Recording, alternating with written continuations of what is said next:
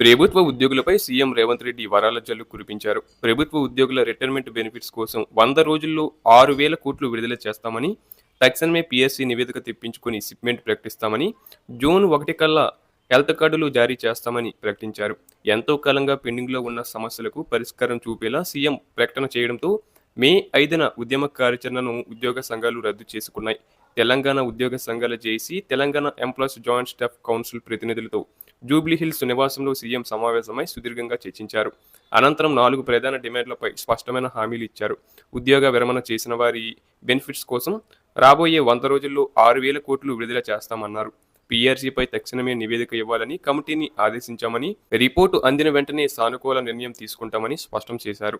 ఉద్యోగుల చిరకాల స్వప్నమైన cashless health కార్డులను వచ్చే జూన్ 1 కల్లా అందజేస్తామన్నారు. తమది ఫ్రెండ్లీ ప్రభుత్వమని, ఒక్కొక్కటిగా అన్ని సమస్యలను పరిష్కరిస్తామని స్పష్టం చేశారు.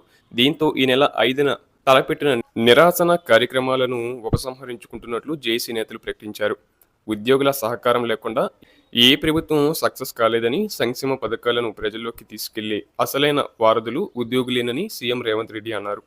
తమ ప్రభుత్వం అధికారంలోకి వచ్చిన వెంటనే ఉద్యోగుల సంక్షేమం కోసం ప్రతి నెల 1వ తారీఖునే జీతాలు అందేలా చర్యలు తీసుకున్న విషయాన్ని గుర్తు చేశారు. గతంలో జీతాల కోసం నెలంతా ఎదురు చూడాల్సిన పరిస్థితి ఉండేదని, దానిని తమ ప్రభుత్వం చక్కదిద్దిందని వివరించారు. ఉద్యోగ సంఘాలు స్వేచ్ఛగా ఎన్నికలు నిర్వహించుకునే వాతావరణం కల్పించామని, బదిలీల ప్రక్రియలో ఎలాంటి గందరగోళం లేకుండా పకడ్బందీగా వ్యవహరించామని చెప్పారు.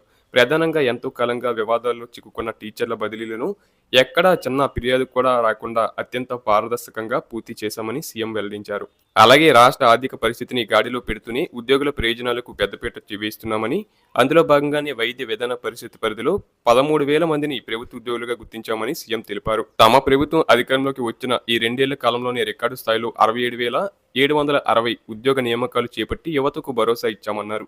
రిటైర్మెంట్ బెనిఫిట్స్ కోసం కేటాయించే 6,000 కోట్లను ఏ ప్రాధాన్యత ప్రకారం ఖర్చు చేయాలనేది కూడా ఉద్యోగ సంఘాలు నిర్ణయానికే వదిలేస్తున్నట్లు తెలిపారు.